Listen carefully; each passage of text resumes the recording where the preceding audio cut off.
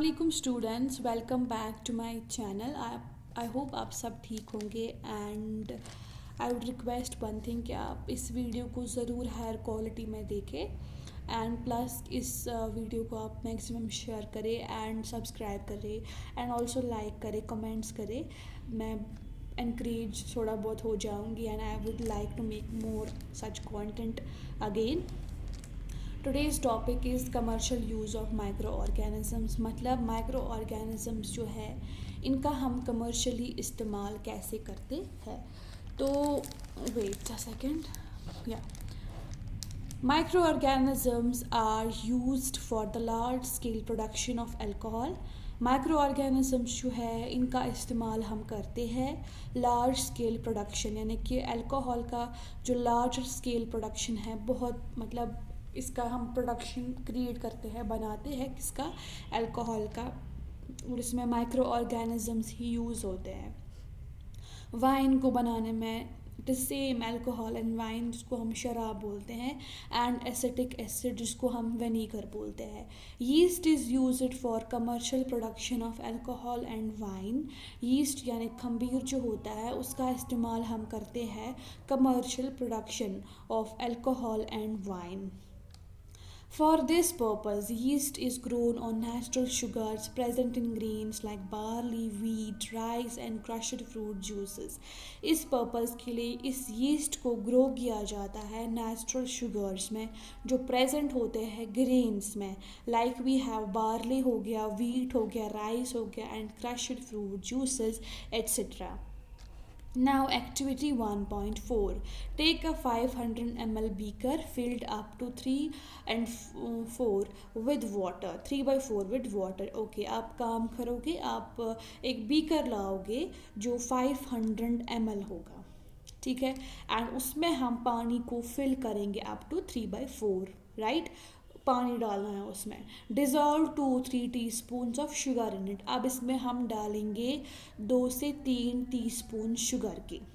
Add a half spoon of yeast powder, और इसमें मैं फिर से डालूंगी एक आधा स्पून यीस्ट पाउडर का टू शुगर सोल्यूशन। जो हमने अभी एक शुगर सोल्यूशन क्रिएट किया होगा उसी में हम डालेंगे। अब इसी जो यीस्ट पाउडर है उसका हम हाफ स्पून डालेंगे। Now keep it covered in a warm place for 4 to 5 hours। अब हम इसको गर्म रखेंगे, ठीक है, मतलब वार्म प्लेस में रखेंगे 4 से 5 घंटों के लिए। Now smell the solution. अब जो हमने सोल्यूशन क्रिएट किया होगा आपको इसको स्मेल करना है। मतलब जो भी आपने बनाया होगा, मतलब जो भी क्रिएट हुआ होगा solution, you have to smell it. अब इसकी आपको स्मेल देखनी नहीं मतलब सूंघनी है, right. Could you get a smell, क्या आपको महसूस हो रहा है, क्या आप कुछ स्मेल जो है वो महसूस कर रहे हो, फील कर रहे हो। This is the smell of alcohol. तो आपको क्या मिलेगी स्मेल, किसकी, अल्कोहल की। As sugar has been converted into alcohol by yeast, क्योंकि जो ये शुगर होता है इसको कन्वर्ट किया गया है अल्कोहल में। किसने किया इसको कन्वर्ट, यीस्ट ने। Okay, this process of conversion of sugar into alcohol is known as fermentation. इसी प्रोसेस को जब शुगर जो होता है वो कन्वर्ट होता है, वो चेंज होता है अल्कोहल में, उसको बोलते हैं fermentation. When sugar is converted into alcohol, वो प्रोसेस जिसमें शुगर जो है वो कन्वर्ट होता है अल्कोहल में, that is known as fermentation. And इसमें एक इम्पॉर्टेंट चीज़ है जो आपको याद रखनी है, वो ये है कि लुइस पैस्चर जो है उसने डिस्कवर किया है फर्मेंटेशन को 1857 में। Who discovered fermentation and when, you have to answer it like this. Louis Pasteur discovered fermentation in 1857।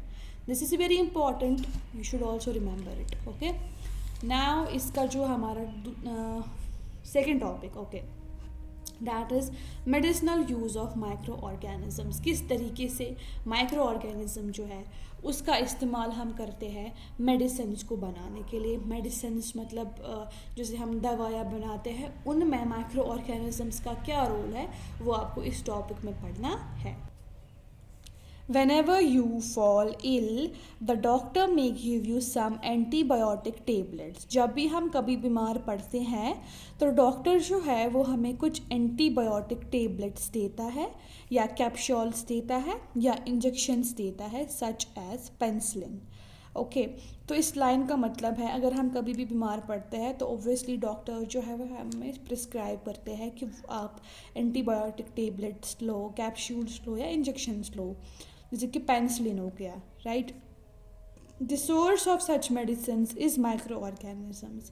और जितनी भी ये मेडिसिन होती हैं, एंटीबायोटिक हो गया, कैप्सूल हो गया, इंजेक्शन हो गया, इन सब का सोर्स जो होता है वो माइक्रो ऑर्गेनिज्म ही होता है. ठीक, दिस मेडिसिन किल और stop the growth of disease causing micro organisms.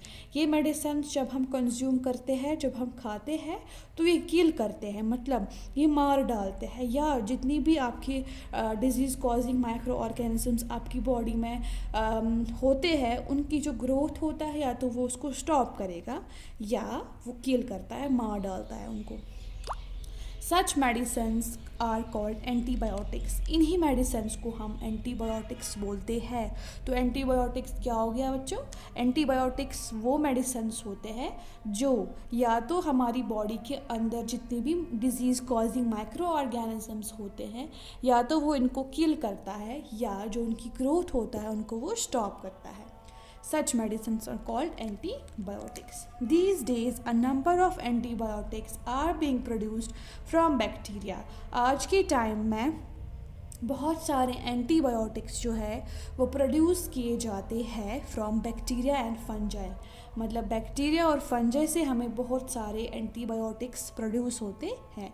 उसमें से स्ट्रेप्टोमाइसिन हो गया, tetracycline and erythromycin are some of them. कुछ एग्जाम्पल्स हैं तो आपको ये भी याद रखनी, ये भी नोट करनी है. Streptomycin, tetracycline, erythromycin and are some of them. Now it's second topic is this. थोड़ा बहुत you need to. In 1929, Alexei